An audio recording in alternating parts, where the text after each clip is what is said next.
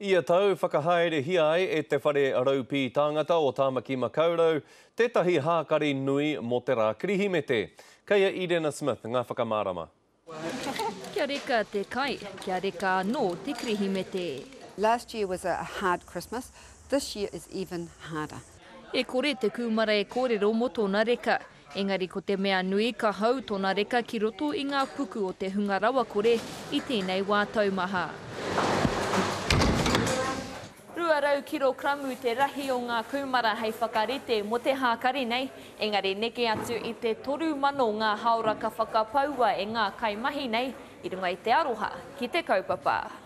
People have less to give, and so donations, there's not as many donations, and so it's harder for us to supply those people in need. Mō rātau e kore e tai atu ki te hākari, kei te toro atu te ringa ki te mihana o Tāmaki Makaurau, kia whāngahia ā rātau whānau ki te kai pai mo te kirihimete.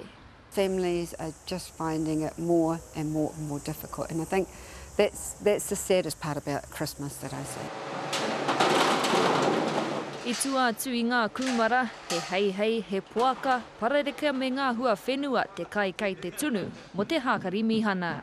I get to give a present to 2,500 people, so yeah, it's pretty cool. It's Christmas time, let it shine. I te rātau te kauma ono mano ngā tāngata i tai atu ki te hākari mihana. I tēnei tau ko te matapai ia, ka ki te whare I te 2 mano tāngata.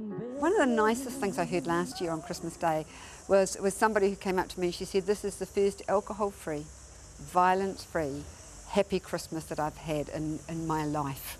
Ahakoa te whakaaro he hākari tēnei mo te hunga pohara anake.